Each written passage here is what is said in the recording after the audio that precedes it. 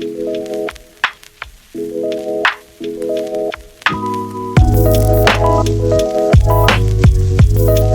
family, welcome to Off Stage with Pastor Ray. It's the podcast where we're stepping out of the pulpit, stepping away from the pulpit, and from the platform of the pulpit and the spotlight of the pulpit, and talk about some experiences that help shape us into who we are today. All right. So, if you know anything about the month of March, it's a time known as March Madness, where you get caught up in the excitement of the NCAA men's and women's.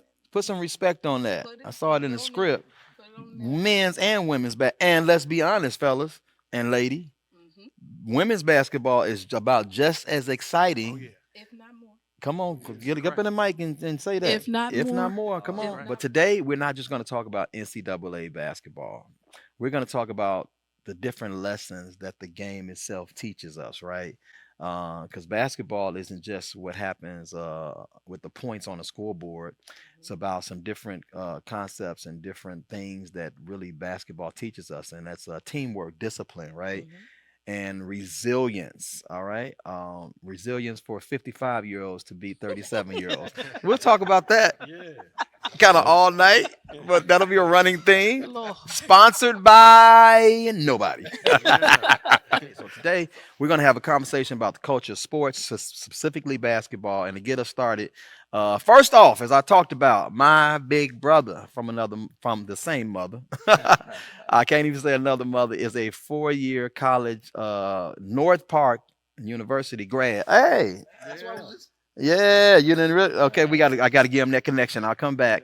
Recently inducted as the first African American into the Hall of Fame at Taft High School. My big brother, Robert Beatty. Y'all show him some love. Next, we have B-ball savant himself. I met this guy before I met him in the church. Met him on the basketball court. We met on State 18th and State. Outdoor basketball. Who is this cat thinking he cold? Got a whole bunch of goons with him. And I'm talking about after, man. Yeah, outdoor court. I met Naaman. Outdoor court, Rodney East introduced me to Naaman Williams. He an org player, man, but he can hoop. He can't hoop. He got to come through me. Ninja, please. And who knew that years later we developed this relationship and this bond and this kinship? We talked about some other things, and we will become senior pastors. He is the proud senior pastor of Bread of Life and Trinity All Nations Church of God in Christ. Pastor Naaman Williams. Big name, Love, big bro. name. Love. Good to have you here, baby. You already know. Yep, and then the young gun is here, y'all, joining us here. An incredible young man who I actually met on the basketball court. Didn't know him as a musician. I didn't know him as a pastor. I learned those things afterwards. I love those kind of meetings where, because basketball kind of brings the best out of you, that competition. But then to find out he was a musician, but not only was he a musician, he's an incredible mind. I got his resume and started reading through his resume. He's an incredible mind. And he happens to be now the current executive pastor at New Beginnings Church under the leadership of Pastor Corey Brooks. Y'all show some love for Pastor Tracy Stingley. Appreciate you, sir. What's up, man? How you doing? All right. That's that 37-year-old, the 55-year-old beat. All right, we'll move on. Shameless plug. And finally, a current and a original, a OG and current member of New Generation Chorale and the leadership of Dr. Ricky Dillard. You've been in there for umpteen years. My God. 30-something years. Yeah. But she's also an alumni and OG and original member of Shekinah Glory Ministries. I am. And I happen to be her proud pastor, as well as she's a cheer mom. She's a cheer coach, basketball coach, specifically the Mustangs, of Hazel Crest. Yeah, bleed blue. She's the athletic director, and overall, she's a sports enthusiast.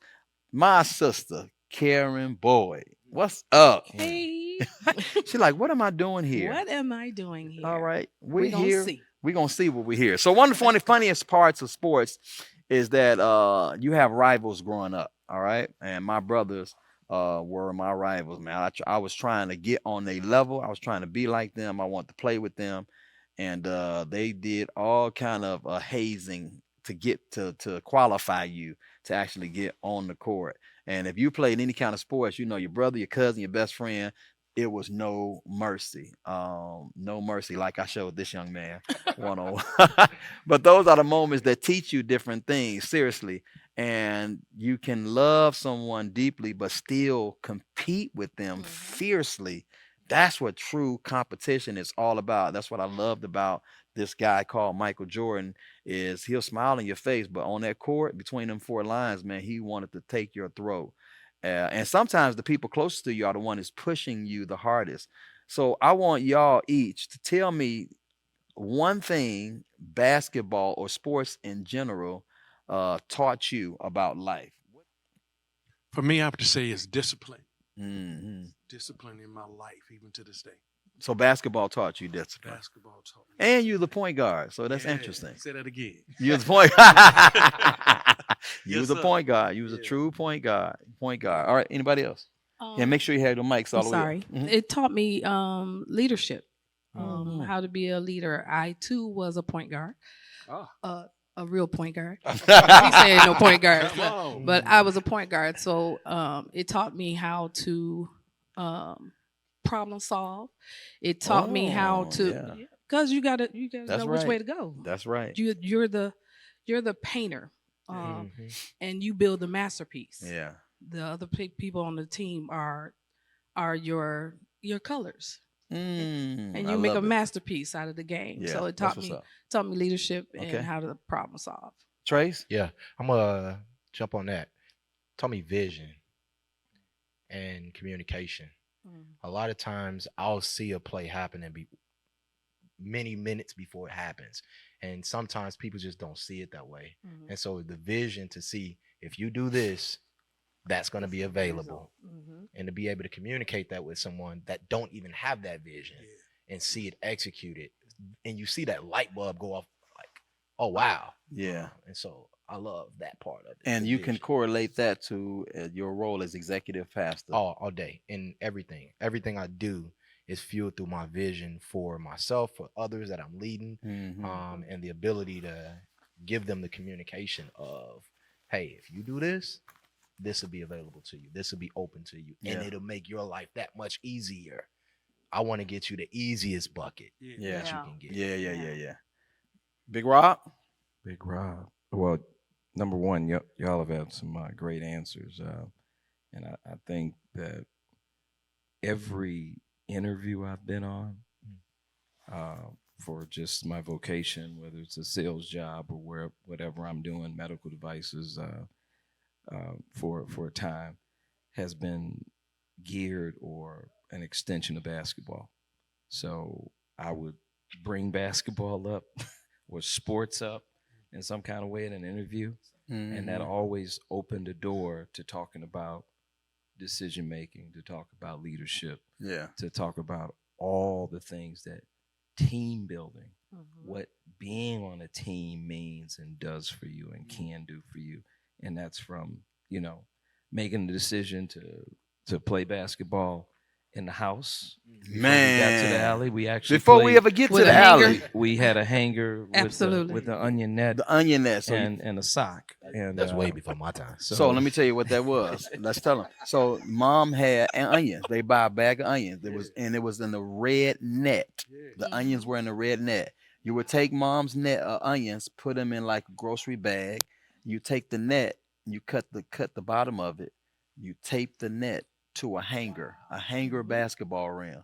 So before Nerf basketball or any of that, that's how we played ball Socks. in the house. And your ball was about 6 socks that you put Yep. together. So Nerf owes us a lot of money. They do. That's what I We got out started of it. it. We started. Yeah. Well, we was in the hood, but we wasn't that poor. We actually bought a papa shop. We actually bought a papa Yeah. shop rim. See, look at y'all. It's all good. It's No, all we ain't had- I There's had- we had levels. crates. Levels you- to this. We had crates, Mm. and actually behind my house, so everybody came to my house because my father played well. So the crate was not at 10 feet. actually the quake was about 11 feet. Yep. So I shoot the ball high right now with an arch. It's because it was at 11 feet. Even my shot, the angle of my shot. Rob and Ray will tell you it's very seldom they ever seen my shot get blocked because I shoot like kind of from behind my head, but it all goes back to us not having the money for the rim that you have. So you made the adjustments. We made the adjustment. Man, Turn, make sure your Mic mic is is on, on. man. I want to make sure them people hear this. This is good stuff. Yeah. All right, so Rob, I'm coming back to you. Yeah. Who was that person? I know your point guard. I know your point guard hero. They don't know, so we got to talk like they don't know. Who was that person that you had growing up that pushed you to be better on the court? Wow. There were two people that I saw play basketball that I was just like, wow. My brothers took me to a place called that doesn't exist anymore. It used to be a place called Merrick House. Merrick House. And it was on the corner, Jackson, I think like Western or something like that. No, it's And, California. California. California. My bad. Yeah. So Jackson in California, and they took me to see this guy named Isaiah Thomas, and they used to call him Z. And I saw him play against Eddie Roachcliffe Hughes, who played Eddie at Hughes. Austin with Mark Aguirre. So they were at Austin together before Mark transferred. And these are the early transferred. 80s. This is the early 80s, right? This is and it was Isaiah, and along with Eddie Johnson, and I mean you name it, they were on that court. Well, hold on. Let's unpack this the right way. Yeah, Outside. and it's a court that was fenced in, Gated so it was a gated court, so you can just stand on the fence and just watch the inside. So I'm watching. Do y'all Isaiah. remember the days of Grant Park at the Gospel Fest? Absolutely. And you remember that gate that was on the side? Same parallel, where you can just see inside the gate. Yeah, same thing. It was something else. So that was one, and there was actually the second person that really made me love basketball was this guy named Anthony Manuel. Anthony Manuel. And he was in 8th grade, and he was 2 years ahead of me. I was in 6th grade. So, I mean, this cat, he could play basketball like nobody's business. He ended up playing with Hershey Hawkins at Bradley. And He was at Peoria Emanuel. he though, was before at that, right? no, he got a scholarship to Georgetown, and he went to see John Thompson. And that's the story on the street, that he went to see John Thompson. He asked John was he going to get any time, and John sent him home. That's the story. But he was incredible. So he would have been the killer at Georgetown, but he ended up playing for Bradley with Hershey Hawkins, and going to the tournament. And he was 5'10", man, and he played at Crane. So he played with Ken Colliers, who is now known as Kenny Norman, that played in the NBA for for 12 plus Big years. house on kids. And I saw him play, and I was like, I was a cheerleader, so I was a tumbler with the cheerleaders. Hold on. I was 6th grade, so I was doing flips, and I'm just flipping up You and was down a the cheerleader. court. I was a cheerleader. It's a sport. Don't talk about that after this. I'm just It's a letting I you was a know. sport. cheerleader. It's a I'm just sport. saying. I was a the man cheerleader. was That's the cheerleader. truth, right? I was a Okay. cheerleader, and I was like doing flips and Can you show us a cheer right now? all that. And man, I saw Anthony dropped 50 points on Lowell Hamilton, and I about lost my mind. Lowell Hamilton was 6'6", playing for Hess Grammar School on the west side, and this 5'10" Anthony Manuel dropped 50 plus points on Lowell Hamilton and just made him look silly. Yeah. And of course, Lowell went to The rest Illinois, is history. and the rest is history. But I've never seen anybody play basketball like that. I was like, I want to be like that. And I started hanging around Anthony, man, and really learning how to play. And I was a visual learner. So I don't know if you guys, somebody do something. This was the kind of thing that we learned. We used to just watch, because you couldn't play when we were young. You couldn't play. Couldn't play with them. You got invited if somebody went down or something happened, Right. and you would just sit and watch. But young fellas couldn't play. You got invited and you got called up to play when you were needed. So that was another thing. Yeah. You know, When did you first fall in love with the game?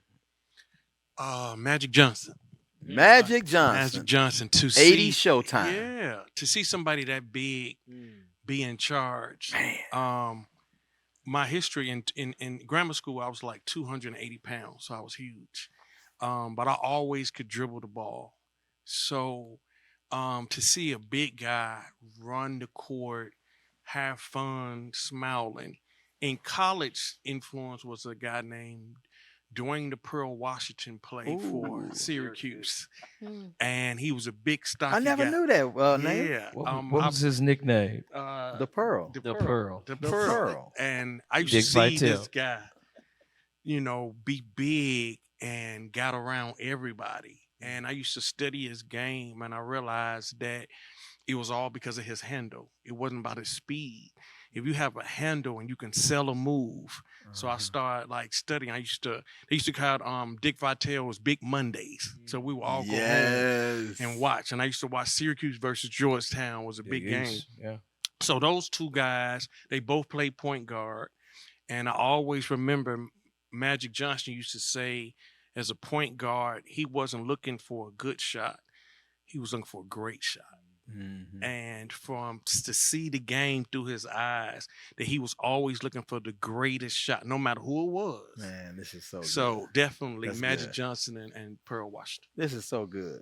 I never knew that about you. But Yeah. but when you're talking right now, I'm going back in my mind and looking how you played the game. And it's like it equals up. It equates to what you're saying. That's really dope. Trace. I can't pinpoint a single person. Basketball was just a part of the culture. Well, when did you first fall in love? Ray Beatty. Ray Beatty. I can't stand that dude. Hold on, seriously. So hold on. So when you first met me on the court, I know I talk. What was and you were like, No. This is the musician. You guy. didn't know me, but I knew you. Right. And so it was just nothing but respect. You know what I mean? And actually, I come from that culture. I grew up in Inglewood. Oh, okay. And went to high school at King. Used to play ball at Gately Stadium or Gately Park on 103rd. But we used to go there like 11, 12 o'clock at night. In addition to when my auntie lived in London town. So we would play ball there. I would play ball at Ogden Park, which is again in Inglewood. And so I just always been in that culture. It wasn't necessarily a singular person that inspired me. Okay. It was the culture. The culture, yeah. You know, because basketball is and was our outlet from Yeah. all the other things. And as a matter of fact, like my neighborhood, they thought I was coming out from basketball. So I was always protected. I'll never forget. Yeah. We was up top, and that's Ogden Park language. Mhm. We was playing ball up top. Some dude came. He said he had next. I'm like, no, I got next. One of the big folks rolled past. He's like, nah, little folks ain't got next. Ain't nobody got next. Yeah. And everybody knew what that meant. Yeah. And so again, that was my safe haven, just basketball in the Yeah. hood. That's your name for me now, little folks. Yeah, I love it. It is Women's Month, y'all. Let's just first of all, let's Yes, clap sir. it up for Yeah. Women's Month. All right, Women's History Month. Yeah. Women's History Month, and we could not do this we would be disingenuous if we did not add an amazing female on this panel. And she looking like, oh yes, Karen Boyd is amazing. So Thank you, Pastor. I know you've been around a lot of guys, your brothers and all that. But how did you fall in love with sports and specifically basketball? Because I believe it's because of you that your son, God Absolutely. dog, Sean, shout out to Sean Boyd, is a little dog. Yeah, shout in out to sports. Sean Boyd, Brandon Ewing. Brandon, come on, go down Kevin the line. Dillard. Go down. KD. I was their first coach. Wow. Absolutely. But I fell in love with basketball in 7th grade under my coach, Mr. Campbell. Mhm. He taught me the fundamentals. I didn't know nothing about it because, basketball for girls was so much different. And I went to a private school, so there's that. it was different for girls. Like when I went to high school, I had to be a two sport athlete to even get a scholarship to go to college. It wasn't you didn't get a 4-year ride. You had to be a two sport athlete. So that's why I'm Yeah, probably yeah. so well versed in Yeah, yeah, yeah. in other sports because I had to play volleyball and basketball. Mhm. I had to choose between track and softball. So I just chose volleyball and basketball. But I fell in love with it under Mr. Campbell. He taught me the love of the game and everything. So I owe it all to him. Shout out to Mr. Campbell for first Shout love out to Mr. Saints. Campbell. Yeah. Um, uh, Magic Johnson would probably be my favorite because he was a point guard. Yeah. Them dimes, I just loved it. I love to see him play. Yeah. And then I went on to I coached girls basketball. We went 13-0. And speaking of not being friends, I coached the Hazel Crest basketball league with the boys, and we went undefeated. And they were playing their friends. So they walked in the gym and they was dapping each other up and stuff. And And we don't play that. I told them, I said, we don't ain't play friends. that. We don't play that. Don't. Let me tell you I something. said, we talked to them after the game. Come on. We whooped them. Yeah. And then I said, y'all come over to the house and have something to eat. But we not friends right now. There ain't no Yeah. friends in basketball. That's how we grew up. That's how we grew And up. it was the sport was competitive. Absolutely. So we doing drills the other day. Me, J Mind, Rob. I think Gene was out there. And we doing literally just drills. And J Mind lazily threw. J Mind, my son, so you'll know, 35 years old. Shout out to Jay. Mad because he can't be on today. Hey, you got to earn this. You can't be on the first episode. Come on, maybe the second episode. So we out there doing drill. He threw the ball lazily to Rob. And Rob, like, throw the ball better than that. It's like, you don't throw the ball like that. It's like, oh, it ain't that serious. And I'm bringing it up now because the next question I have going back to what you were talking about, and I'm posing this to you. We had a love for the game and a grind for the game that sometimes I don't necessarily see today's players have. Do you think the players today, and I'm throwing this to you, Trace, do they love the grind or do they love the spotlight? Yeah, I think it's interesting because generally speaking, we kind of diminish what we don't understand. And I think that there's just a distinction and or a difference in how we approach not just basketball but life. Okay. Not and let me clarify. I'm a generation under y'all. There's another generation under me that there's another dynamic with them as well, which the tendency or the temptation is demean their approach rather than do the hard work to understand the psychology behind it for them. And so I would say that it's not necessarily lesser, it's just different. And it's more nuanced than just white and black. Y'all don't love it as much. It's like, well, I do love it. And I also love this, or I also love that, or I also have this value. And I'm going to throw you under the bus. Pastor Nabin said to me before we started, I love this as much as I love God. And I feel like you kind of embody some of that same veracity, like I love this that much.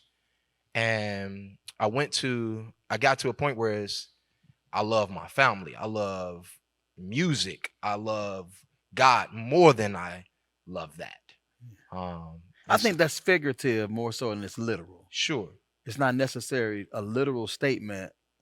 It just means when I play this game, I'm gonna do everything I can to win this game. That's within my capability. That's the love that we have. And sometimes you just don't see that. And what I mean by that is there's a dislocated finger right here because of love for wanting to get out there.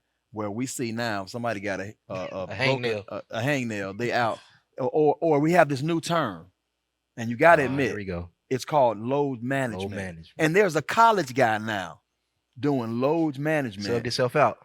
That's like, come on, man. So that's what we're talking about. Because when you really love it, you'll play beyond what that is. That's what we're I speaking think we to. got to unpack that some Okay, well, more come on, come on. That's why you're because here. Help us.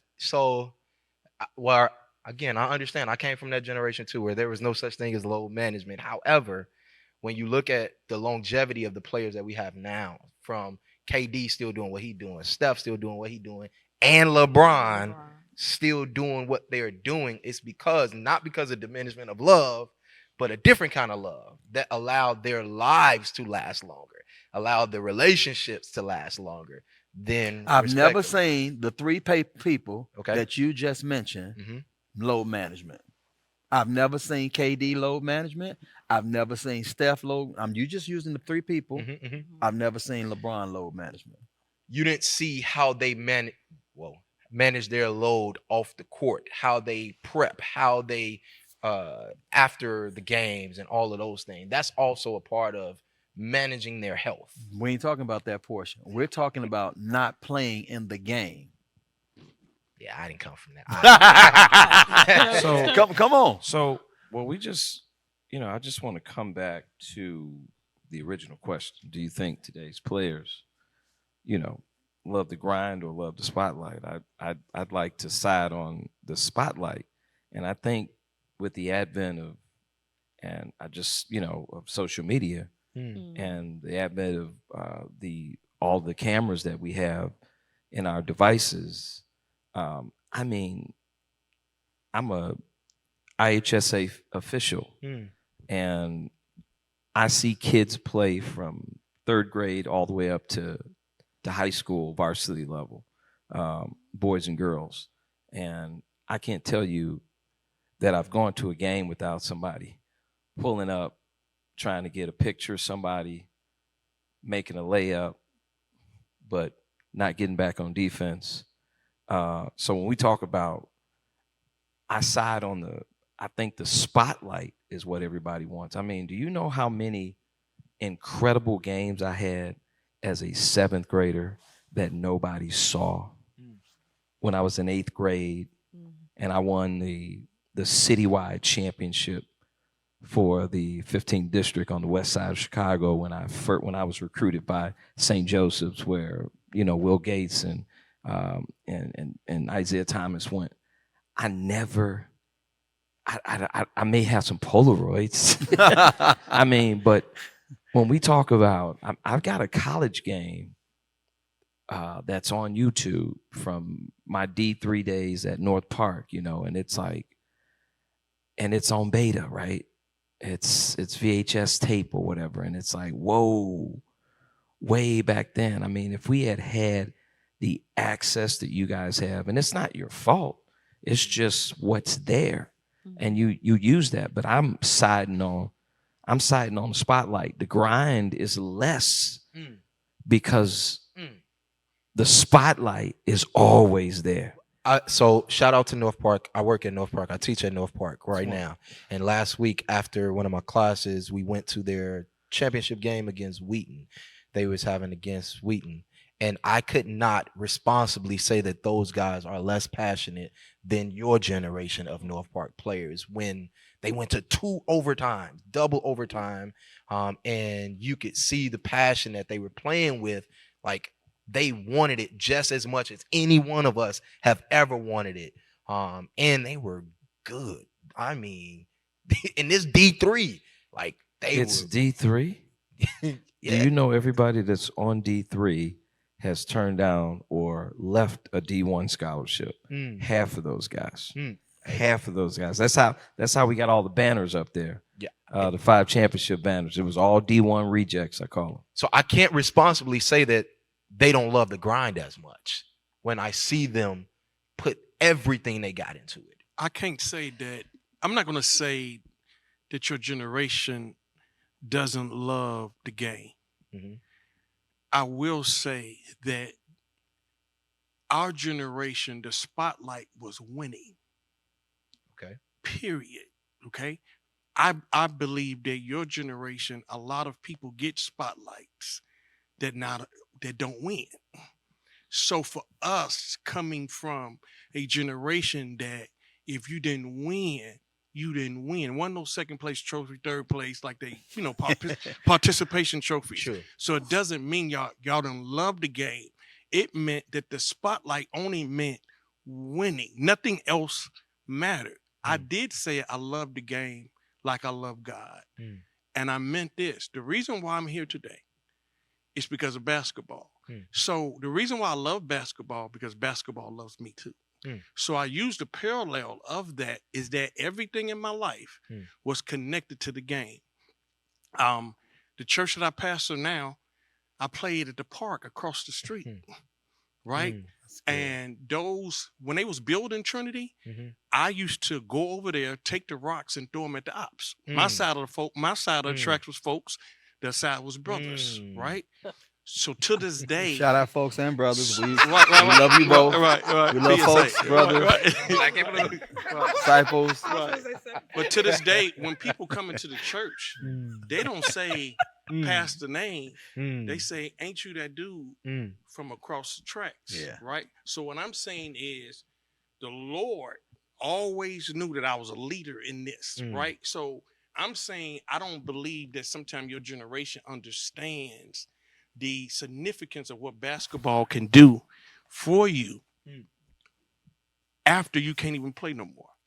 And I think you are one who embodies and got it. But we're talking about, I guess the conversation is derived around what we see as a whole. There are too many players in the NBA that are sitting out. So when you see they got mad because the Greek Freak recently just came back to play when they really want him to shut down to tank. But he loves the game so much. He's an anomaly to that generation. I think y'all got like revisionist history because Michael Jordan said he walked into a room where they were all sniffing and doing all type of stuff, and y'all act like that didn't exist during that generation as well. But hold on, they still played. But they all still played. They play high. They played. They played terribly. But how much do you love the game if still, you're not willing to sacrifice that for the game? They still play high. That's they played. They were trash. No. Now we got to go to another segment. They were terrible. That's another segment. That's another. Those guys that were doing that were some of your legendary. No. Cats. There's a reason why Michael Jordan was selected. Michael so Ray high. Richardson. Michael Ray Richardson was somebody who's documented as getting high, had a drug addiction, but he would put 40 and 50 up on you every night in, night out. Stingley, the way you play right now, do you think that you could have hanged with those guys that Jordan was playing with? That was trash.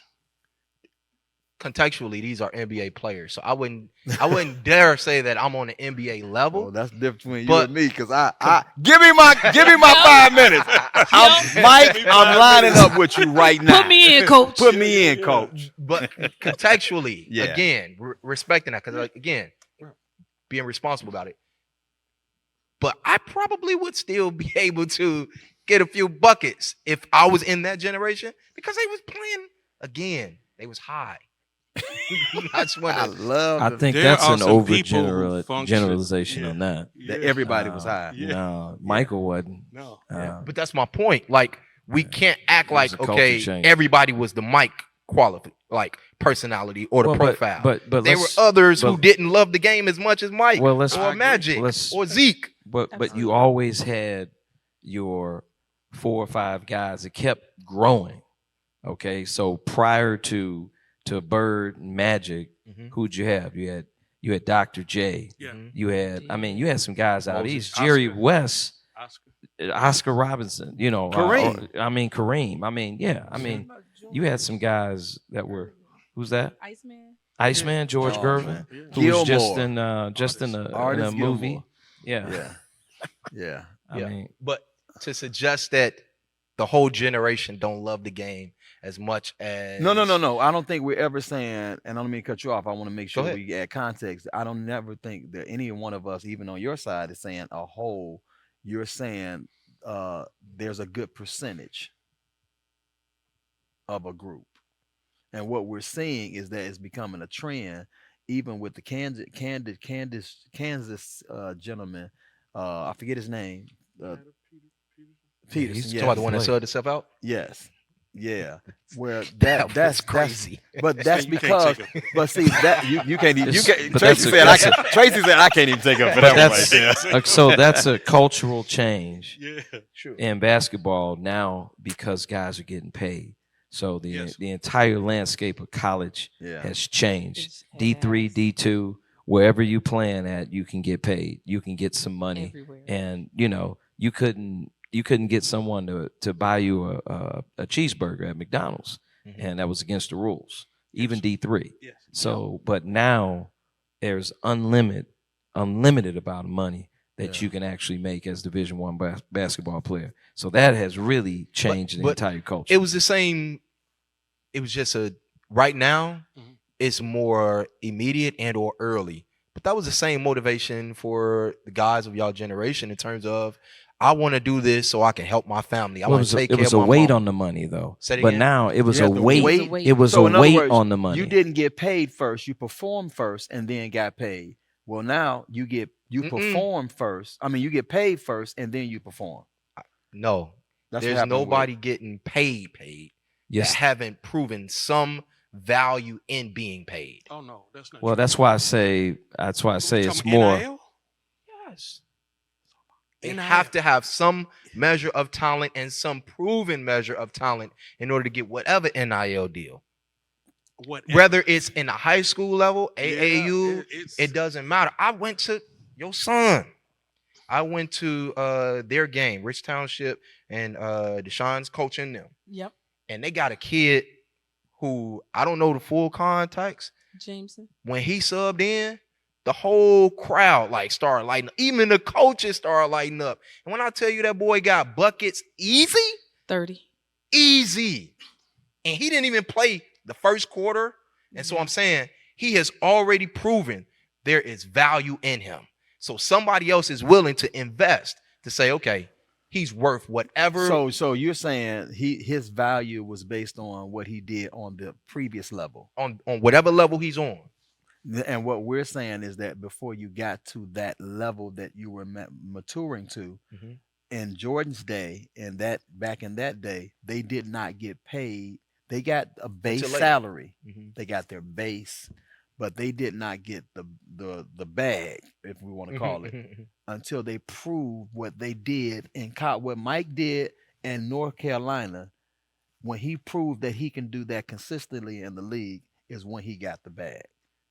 Is that fair? Sure. As opposed to what we're saying is Yep. the opposite. Now you get a big bag on your potential of what you can do based on what your past was. That's not even pro anymore. It's college. It's college. I mean, we have a freshman grand nephew that plays in Chicago area. That's one of the best in the state. Mm. And Shout out to a member at the Valley. and member of the Valley, and Caden. Lil Caden is, I mean, he's got a chance to actually make some unforeseen money Yeah. as a college player, which is, I mean, it's mind-boggling. But let me say this. You know what I did to him on my birthday game? What? Now, all of that potential he's talking about right now. He rode the bench for my birthday game. Pastor Ray. I'm telling you, man, because he's got to know that you got to earn this. Mhm. There's He levels has- to it. There's there, levels. there has to be It's- something that you teach the next generation. You just don't get it because you got the skill. Now you playing with And the big you've got boy. the spotlight Yeah, because he so- got a lot of videos. He's yeah, got way and what more happened, than I he got had. mad and he That got part. like, I should be in the game. But the truth of the matter is, no, these are grown folk. You No gotta earn entitlement. this. No entitlement.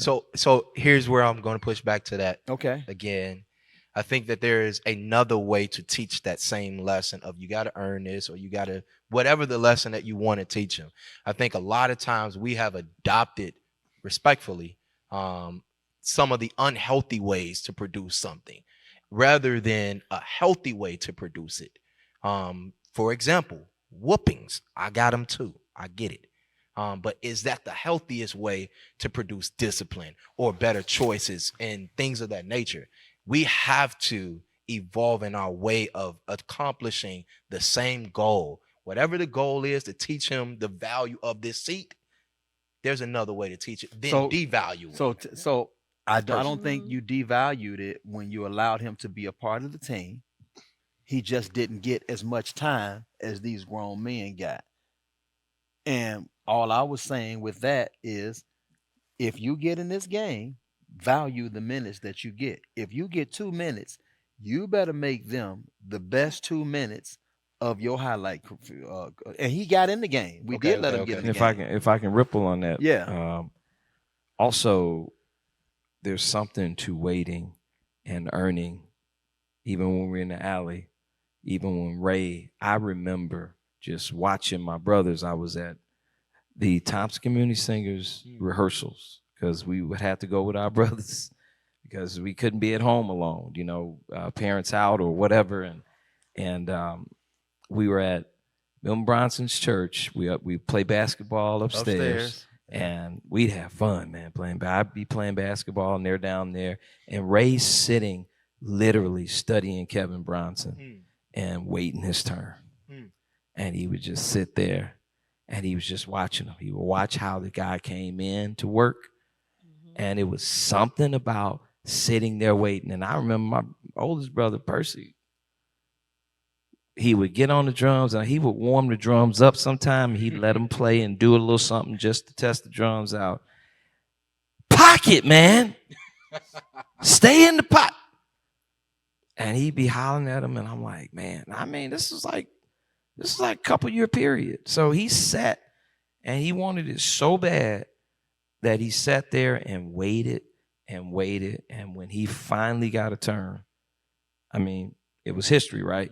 But he sat there under that guy and he sat and watched Kevin come to work with his lunch pail, how he did those songs on all those albums, and he just sat and waited and watched. And that's what we're talking about with some of the young fellas. That's what's missing.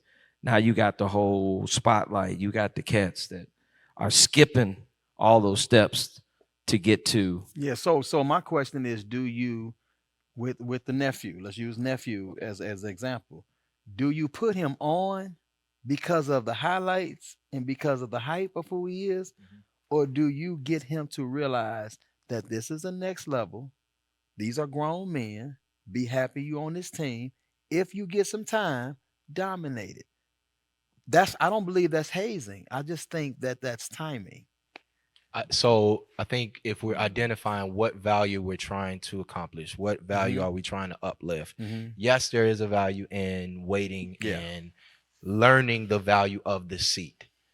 But what other values are we potentially ignoring and or neglecting? For example, if he actually got on the court and whatever time you got to give him feedback from what he actually did, like the give me the pocket, you don't get that if he don't get on the drums. Yeah. And so again, what are we missing out on from not giving him the opportunity? So maybe he dropped 10 in 2 minutes. Yeah. What if he dropped 50 in 20 minutes? Yeah. He didn't And drop what, 10 in 2 minutes. What stimulus would we have then? What would we He had be two able turnovers to? in 10 See, minutes. I'm just saying. I'm just giving it to you. How about? But again, that's more opportunities to teach. No. But you're right. You're absolutely. So Yeah. the goal was never, and Rob can speak to this. The goal was never to not allow him to play at all. The goal is to get him to understand that if you get 5 minutes, value them. Don't play like, oh, this ain't nothing. Value this. And sometimes I just feel like the value of the moment of playing, if we just say playing music in church, I don't devalue that. If I'm a musician, I think that's Carnegie Hall. I think that's Airy Crown, the church. So just kind of parallel in the two worlds. Anywhere we got to play, it's like he taught me value it and go hard. Go hard or go home. Don't devalue this moment. So me having to wait behind them to play basketball taught me that every time I get on the court, which is a different mentality that you admitted that you and I have, that you pastor, I'm gonna let you pass. Well, that's the difference of me and you. I'm never gonna let you pass. I'm gonna always play hard because that's just the mentality in which I kind of grew up on. Yeah. Some of the stuff we're saying, I don't think it's generation versus generation. I think it's personality versus personality. Yeah. Right? It's a lot of young cats in church, musicians, and basketball players. I adore. I think they Yeah. got a natural dog in them. Mhm. I think that I celebrate the dog in a player Yeah. because I see a little bit of me in them, Mhm. right? But it doesn't mean that the person who doesn't rah rah don't mean that they don't love the game. That's not it. Yeah. My problem is the young man from Kansas. My problem is not with him. My problem is with his teammates. Rob would have never That's let me. that's so Ever. that's good. It's not That's him. good. His I can't teammates wait would to have said, respond to that. his teammates would have been like, "We don't need you. We'll do bad by ourselves." Now that's the era I came in. Is it right or wrong? I don't know. What I'm saying is, if he knew, he would come to me and say, "Name, either you in Mhm. or you out." So at that point, he just, we understand about the NIL, but in that, it goes back to what I was saying, winning. What about Yep. winning? So, yeah, so if I remember correctly, Yet. the team was basically up by however many, and Oh, that's good. in his mind, this game is over. So I need not put myself at risk. Which, yes, I love my team. I love my family even more. And me getting out of this predicament and getting to that next level will put my family, not just right now, but generations to come, in a whole different landscape. And I'm not going to compromise or sacrifice that for this moment. So does he take that to the league when he has his first contract, right? And before he get that bag, those last 2 months, do he sit out because he's waiting for the bag? Do he do that to an NFL to an NBA team? It's because like this is a behavior that we're saying like it's uncomfortable for us to receive. You could actually be right. I'm saying is as a teammate, I don't care how much money you make right now, because he got to be bringing in the bag right Sure, now. yeah. He might be the number one or number two pick. Yeah. So he getting two Yeah, he mil, getting- easy, yeah. right? NILs, yeah. NIL. NIL. Yeah. So he okay? Which Name, image, and likeness for those of you that don't know what NIL is. Yeah, right. That's the term for NIL. I want to Name, give you image, a little likeness. context. Okay. My favorite team historically is the San Antonio Spurs. Okay. I love Tim Duncan. Tim Duncan was willing to sacrifice for the sake of Tony and Ginobili and others. That's my orientation. I'm that way, my disposition. Okay. However, I understand that those other players, if they were worth that, they would probably be getting that too. So they don't even have the framework to understand his mindset of, if I get hurt right now, I'm missing out on potentially not millions, but hundreds of millions of dollars. So it's a different thought process a because different more. But because he doesn't more- get hundreds of million until the second contract. And if I don't get there, I don't So get that means he's going to do this again. Yeah. That's all I'm saying. You taking this is your job, bro. That's what I'm saying. So we look at it to the point, at least do your job. And that's his point is, I did enough to get us to this win right now. Ooh. This game is over with. Ooh. this- What you got to say about that? I did enough to Yeah. get us to this point. Here's This game one more thing. is- Hold on. One more thing, Coach Rob. Because here's the other variable to that. Here's the other variable to that. He might not play. Here's the other variable. How many players wish they can get some playing time, but don't get it? So I got us here. This game is sold. We not losing this game. I've done what I needed to do. Now I'm gonna let somebody else get So some hold playing on. time. To that point, hold on. She said, what did you just say? As the coach, I'm not sure I'm gonna put you in next game. What I need you for? To get that W. Stingley, he says to Rob, "Hey, coach, No, I'm out." you out. I'm out. You out. Come on, That's what I'm Again. saying. sit down for a little I while. think- But that's what. disconnect from me. But again, Said that they're to Bill saying Self. that That's this the is where the No, he game said has it come him. to. He just took This it is out. where the game is. So now it goes back to: is it the love of the game, the love of the grind, or the love of what the game produces for me? I think it can be both, and it can be You can say- mutually both. It can be mutually both. Mutually exclusive. Yo, I gotta take a break. I'm gonna come back on the other side. But this is good conversation. I just got some. I gotta give some shout out real quick, and can take you behind the scenes or something real quick. Be back on the other side. Hey family, Pastor Ray here, and I pray you are enjoying this podcast, but I came to just let you know, hey, there's going to be many more down the line. And what I want you to do is make sure you subscribe to my YouTube channel. Subscribe right there. Click that button right there so you can stay connected to the wonderful things we got going on in the future. I want us to build so that this page is a page that encourages you, it inspires you, and ignites you to be the best version of yourself. All right? I'm taking you back. But before we go back, make sure you subscribe. Peace. Hey fam, welcome back to the podcast Pastor Ray, off stage as you see.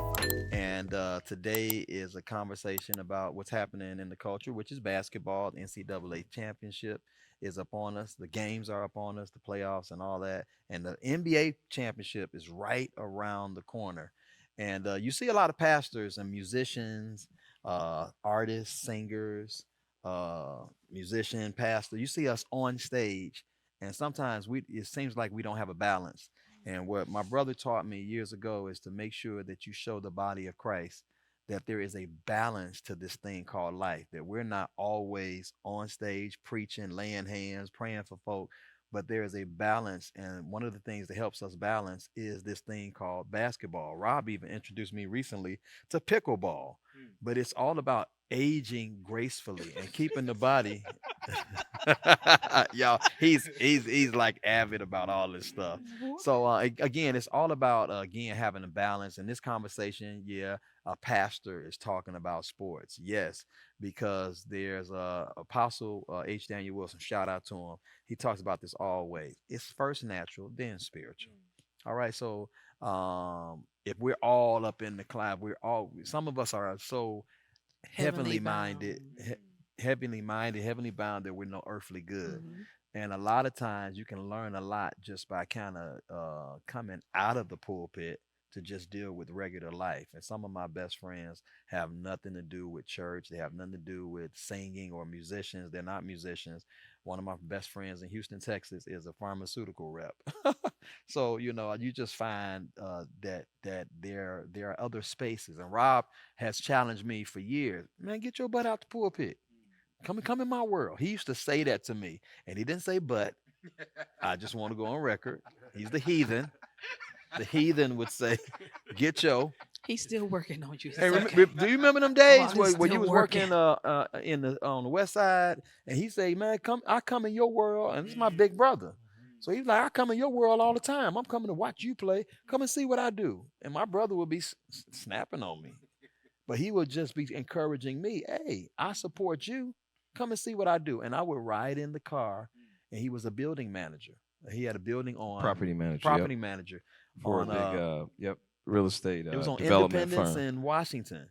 One of the Yes, buildings. so the building was 6 North Hamlin. Yeah. And it was back in the 20s, in the early 20s, it was a health club. So it was for all the industry professionals up and down Lake Street in Chicago. And it was a place where a lot of prize fighters would come when they came to town for bouts at the amphitheater. They would practice there, but they had 2 sub basements. They had Olympic-sized swimming pool, bowling alley, right on the west side of Chicago, and it's the tallest building in the area if you go to 6 North Hamlin. But we redeveloped the building as a 75-unit SRO, single rental occupancy, and I was a certified property manager for Holston Real Estate Development for about 7 years. I had that career, and what we did was a lot of people were coming out of Haymarket House who were coming off of drugs, who were getting their life together and getting their credit together. We give them apartments, it was a very good thing for the West Side. But Peter Holston was the developer that did the first 7.5 acres of Cabrini Green. So when they tore Cabrini Green down, they made it into mid-rises and condos, and it was mixed income units. So you had somebody Section 8, you had somebody millionaire, all living together right there at Division Halsted. But anyway, that's another story for another day. But the point is that somebody had a vision to come to the West Side and do something great. and they turned that building into somewhere where people could build their lives again. So you had a lot of folks look like us Yeah. that were getting fresh starts right on. And so I invited Ray to come in, and he You had to collect rent, right? I had a team collecting rent, and I we were remember leasing that, the man. place out. So I learned, about the whole. But speaking Yeah. of leadership and speaking of community and talking about teamwork, what this showed me in ministry, Tracy, and you'll get kick out of this being a EP, a executive pastor, is it taught me how to get out of my world of what I need from my leaders and really find out what do your people do? What is their journey? What does it look like? And I think I started to have success in ministry really when I started to really dive into other people's worlds. Sure. So speaking of that, let's just go around the table and ask who's your favorite player? NBA favorite player. Well, no, all time, all time. You can do all time or currently. All favorite player all time. It can be current. Ray Beatty, sponsored by nobody yet. I'll go with Magic. Magic, your favorite. Okay. Mhm. All right. I'll go Trace. Magic. If I had to pick one person all time, J Kidd. Jason Kidd. Jason. That's your favorite of all time. If I had to. Okay. Jason Kidd, Great Tim player. Duncan. I absolutely love. Y'all ain't gonna like this, but I like Scotty more than Mike. y'all idol. Oh, okay. Oh, all right. We'll talk. I'm not mad with Scotty. Yeah. Okay. Kobe Because Bryant. we never said the greatest. We said your favorite. There's a difference. now, Kobe brother. Bryant. All right. Kobe Bryant. We are. Yeah. Yeah. Y'all didn't know. I know that. All right. Yeah. You he too came old for in. that. No, he lied. He a Kobe. Because- He's been a Kobe guy I might from get my day shoes one. out. Who your favorite? I mean, it was Zeke until Mike showed up. Mike showed up. I'm sorry, man. Mike is the best thing I've ever seen. Pick up a Michael basketball. is the best thing. Oh no, not a song. that Oh, ever. Lord. So y'all know. Don't even ask me. What's wrong with you? Sometimes I think Yeah. that he is me. Yeah. I want to be Hey, like, hey. Before the commercial came out, we were Before- walking like him. Man, we come. I give that. Here's the walk. You Let me can't leave it even alone. walk no more though. Let me leave it alone. Let me leave it alone. Let me leave it alone. Greatest of all time. So that's our favorite. Greatest of all time. Come on. In your opinion, just asking. Just asking. I'm just asking the question. In your opinion, In my opinion, who's the greatest of all time? I like LeBron. Of all time. My God. She said what she said, Pastor Ray. I just said of all time. She said what Okay. she said. I don't know. All right. Okay. We're gonna ask Pastor name. No, we coming to you. You know what? Again, If I have to choose just one. if I had to choose, Come Boy, you better not say no Jason Kidd. no. The best NBA player of all time is LeBron James. Kobe Bryant. Mm. Period. I think he was more skilled than Michael. I So think that glad you Michael did was- say Mike. No, I think Michael The was people just- can't even hear you saying that on the mic. No, So my mic ain't been on. That's, It that's, ain't- no, it it's ain't on. It's loud. on. No. They got it. They got So it. But trust I me. think he was more skilled. Who was it you said? You said Mike or said Kobe Kobe. Bryant. Oh, You heard Kobe the man. Bean He said Bryant. Kobe. He said what he said. Kobe, I don't think he Okay, get his well- just due. Okay. I think y'all skip over him Mm. Who is y'all? Why you looking at me and saying y'all? because it's your show, right? I think he's the most skilled basketball. Well, we didn't player ask for a of all dissertation, time. did we? He did. Well, I know we finna get a lot of Jordan time. Oh no, yeah. you're not. yeah. You're we not. Well- You're not. Okay, so this time I'll just call him by that name, Air. I mean, who has who? I mean, Doc, Air. Yeah. Mamba. You know who he is. Black Cat. Bean. Here we go. Air. I cannot. MJ. All right. I'll just do this because you said it's about winning. Exactly. And from what I know, 6 has What about always winning? beat 5. Wow. 6 has always beat 4. And I'll just leave it at that. Let's go there for a second. Who is the best women's player in the Asia. One on one. Asia? Unequivocally Oh, Asia. on the It don't matter. Asia Asia. Wilson is she, but she's not playing on Rival. Asia's the You talking goat. about Gray? But hold on. Yeah. great. Close second is Nafisa Collier. Lord have mercy. She's good. She's We're good. talking about women's basketball. And if she right now. wasn't hurt, We're talking about. She, And, Lord and, have and let me say mercy. If this. she Let me wasn't unpack this real quick. The reason why they have this unrivaled basketball league going on is because women's WNBA. basketball is not paying them what they deserve. And shout out They're to not. Women's History Month. I believe that women are going to come up exponentially simply because the rise of women's basketball is at an all-time high. Shout out to Gino over at UConn. Yeah. Gino Ariema. Another amazing Dawn season. Staley. How many Dawn players does Staley. he have in the Yeah. Summit. WNBA? So Unrivaled was created to be able to give them more A platform and finances on the Yeah. off for what it season. is that they do. 'Cause most of them are And making they more are money. doing an amazing job. And here it Amazing. is that what I love about the females that we can't get the males to do in the NBA right now. Shout out to what conversation that we're talking about. They are unafraid. They're They are. playing one-on-one. Yep. They playing 3-on-3. They say whatever you want us to do. We We'll don't do it. care about how it's gonna make our brand look. We don't care about the losing or how people gonna view us. Mhm. They play hard and Hard. they play hard all the time. All the time. Yeah. I kind of feel like the women are more physical. I do see that. think Well, I they're more know, physical. not only are they physical, I agree with you that, but they are also very, very precise. The way that they execute, Mhm. from pick and roll to Yep.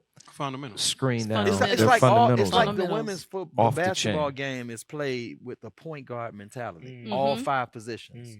They're all looking to be talking about positionless basketball, positionless game.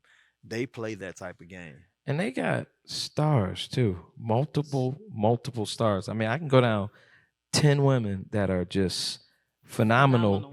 Not only one-on-one players, I mean defenders. I mean, I can go to the bigs, I can go to the guards, and it's insane.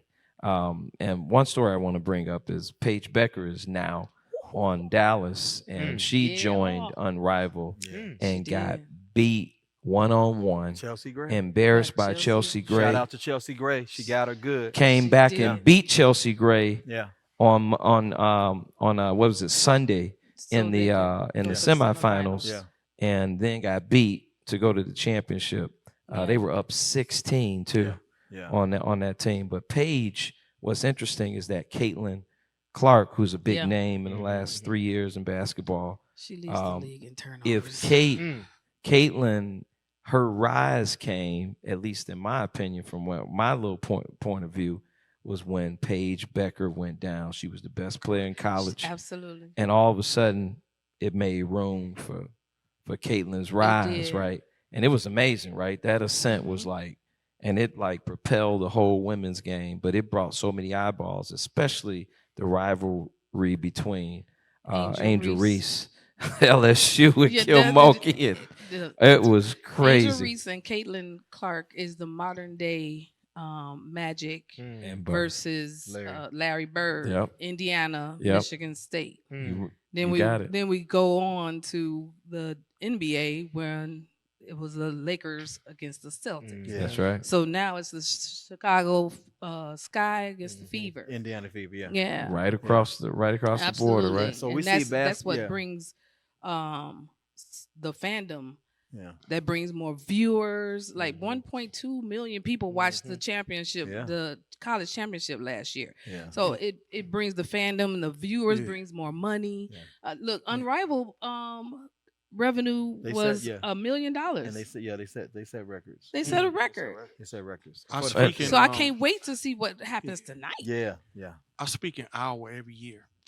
So 3 years ago, when I went, every billboard, every McDonald's special, every Applebee's special was this young lady, Caitlin. Everything, and I know they don't have a Crazy. protein, but to see a woman being pushed like that was amazing to me. To the point where we as men were trying to get to the TV to watch it.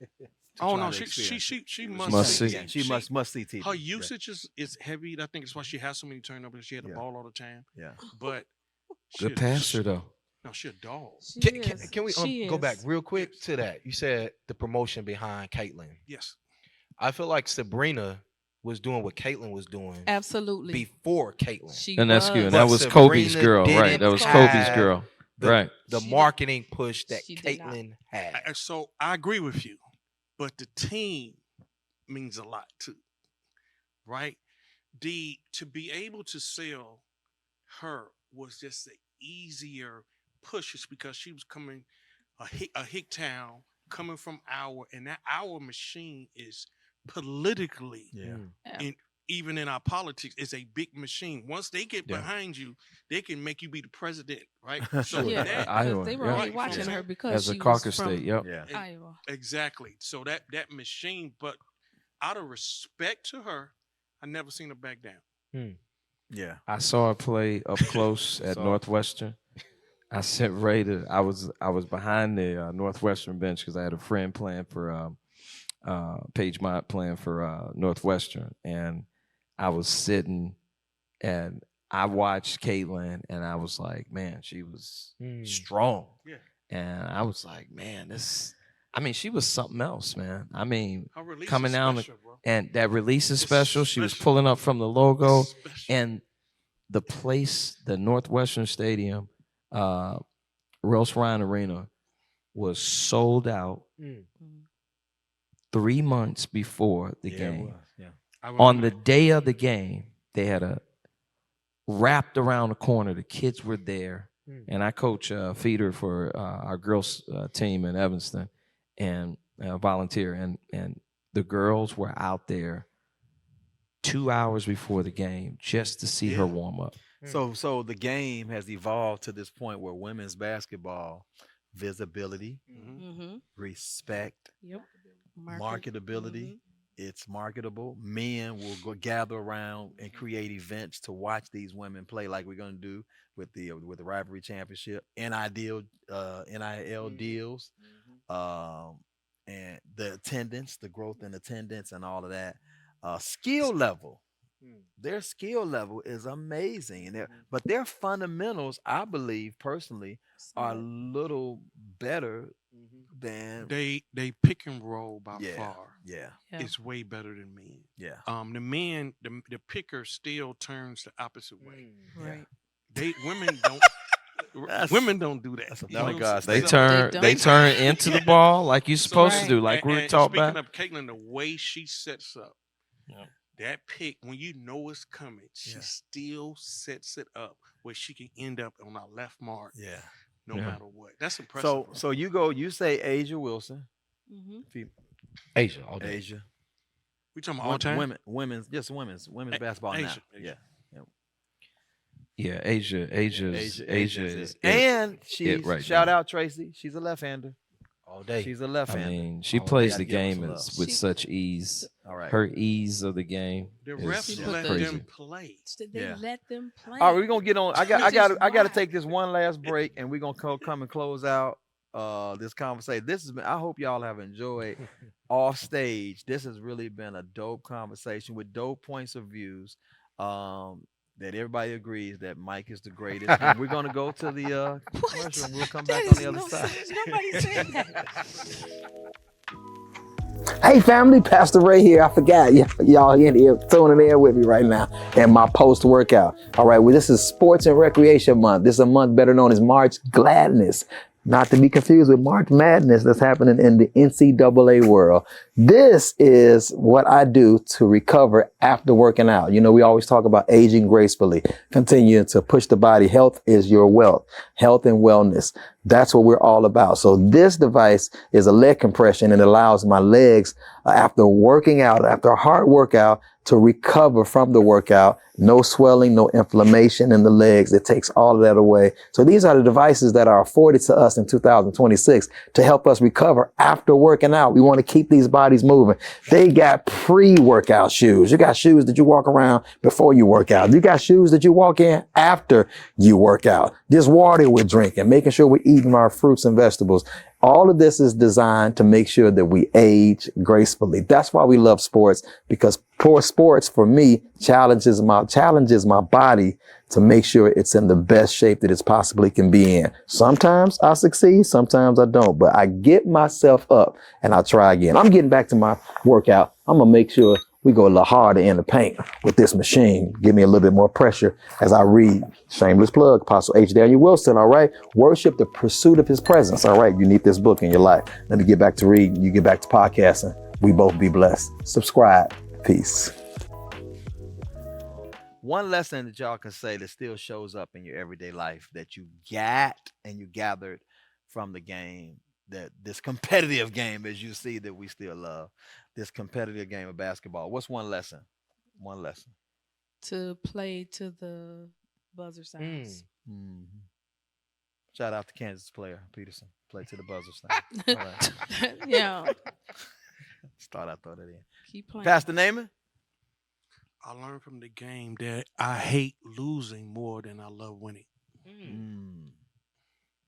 Yeah, I can see that in you. The game has taught me how to show up on time. I don't know if you remember, we were in high school and we had the tournament at Fenton, and we showed up 1 minute late. Yeah. The coach said be there an hour before the game, and we were there. We were 1 minute late, We went and to that the was wrong my door. senior year. Couldn't And get he in the wouldn't right let me door. play, He wouldn't let him play. and we lost. Yeah. Lost the tournament. I was still all tournament. Wow. But Was it that too taught me harsh? how to Was be that on too time. harsh?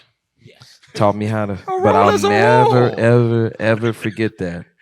God rest Frank I'm Hood's gonna come soul. back. We're gonna talk to you alone. That was 'cause- completely irresponsible of them. of the tonight. coach. Yes. His rule was his Amen. rule. So should his rule have been adjusted based on the player who it was? No. Um, You have to consider variables within it and not just. I took 3 absolutes. buses to get there. Thank We did. you. That's We did. insane. So let to- me ask you a question: And should he he- have let you play? Yes. I'm asking. Not you. according to Frank Hood rules, because he didn't let anybody off the hook. According to your rules. So you're saying he shouldn't have set a precedent. He He shouldn't have set a precedent and let me. He had to make me out of an example, because that was his rules. Okay. So the whole team suffered. Everybody lost. Well, they No, blame. but listen, I get it. Okay, I get it. I get the coach's perspective. I'm trying to end y'all.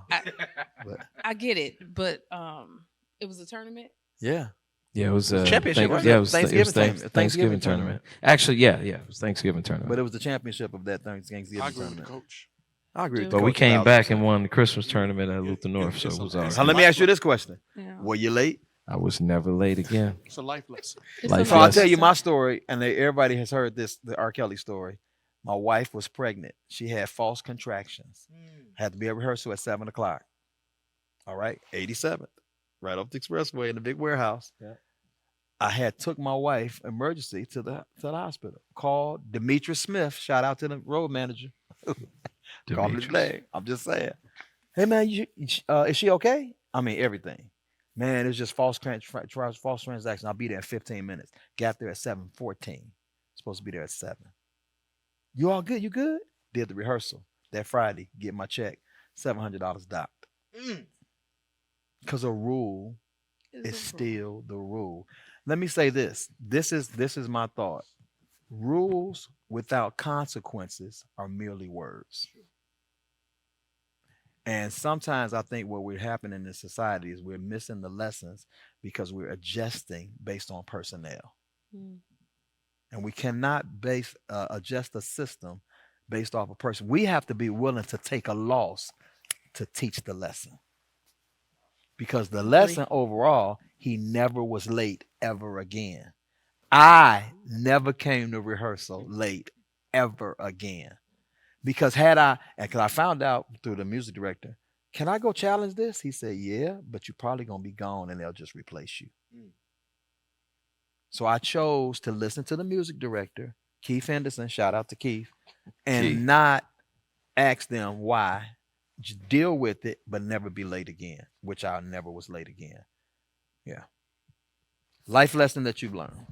Actually, I'll give you a nod.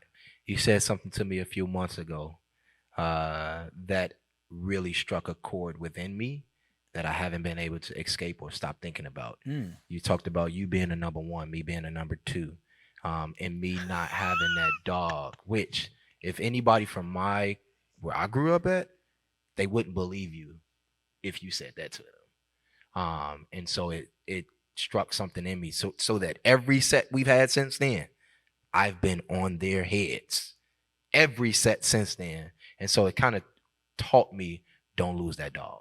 Don't lose that dog. But you know where that statement came from? Mm. Do you know why I derived that statement? It was the way I saw you being better than you were, but you not playing to that potential. And with the way I grew up, you always played to your potential. You played to your max every time. So if it took me to say that for you to now be on their heads every time, then I was successful in what I said, because it brought something out of you. And that's what the game of sports, and that's what he's done to me all my life, and my brothers, and pushing me has done. It pushes you to you either gonna rise to the occasion, or you're gonna become a regular. You're gonna become an average. And that's what this game has taught all of us. This conversation really just wasn't about basketball tonight, guys. It was about growth. How competition has shaped character. You heard the competition of me calling him a 2 instead of being a 1, what it did for him. About the experiences that shaped relationships, and we became who we became when nobody was watching. Because when you're off stage, what you do matters just as much as when you're on stage. Until next time, y'all.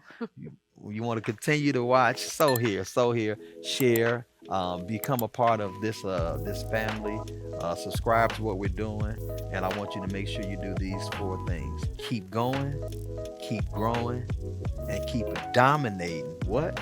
New assignments. Until next time, off stage. Peace.